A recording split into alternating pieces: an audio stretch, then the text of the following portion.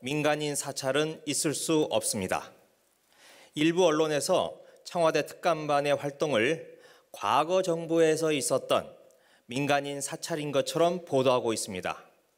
이는 사실과 다를 뿐만 아니라 문재인 정부의 기본 정신을 훼손하는 것입니다. 문재인 대통령은 정부 출범 직후에 국정원의 정보 요원을 철수시키고 국정원의 국내 정부 수집 업무를 금지시켰습니다. 국가기관의 민간인에 대한 사찰 금지를 분명히 한 것입니다.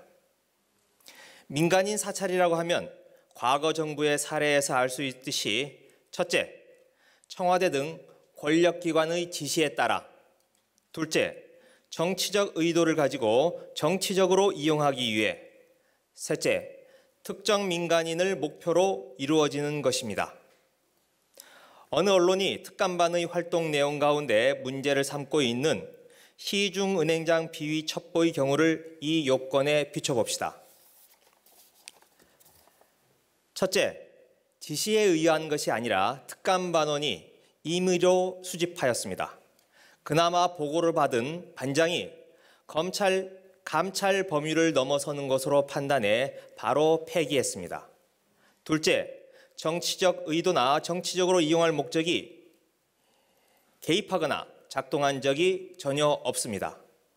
셋째, 정부 정책 반대 인사 등 특정인을 목표로 진행한 것도 결코 아닙니다.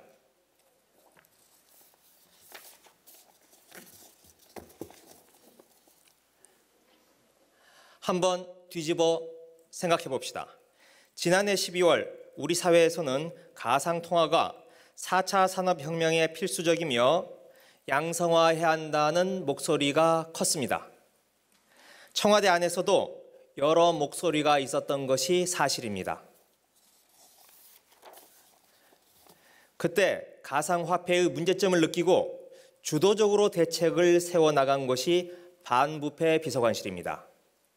그 노력이 지난해 12월 28일 가상통화 투기 근절을 위한 특별대책으로까지 이어진 것입니다.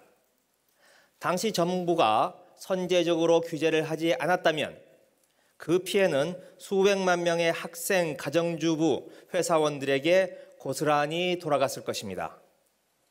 자랑을 하자는 게 아닙니다. 가상화폐 관련 정책을 만들기 위해 그 업계의 기초적인 상황을 파악하는 것은 꼭 필요한 요건입니다. 이걸 민간인 사찰이라고 하면 그럼 정부 내 이견을 지닌 사람들을 어떻게 설득하고 정부 정책은 무엇으로 만들 수 있겠습니까?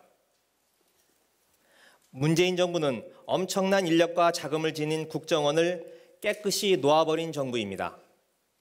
그래놓고 10명도 채 안 되는 특감반원들을 데리고 민간인 사찰을 한다는 게 납득이 되는지요?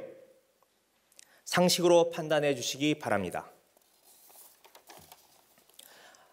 문재인 정부는 국정농단 사태의 원인을 단 한시도 잊은 적이 없습니다. 문재인 정부의 유전자에는 애초에 민간인 사찰이 존재하지 않습니다. 네, 이상입니다.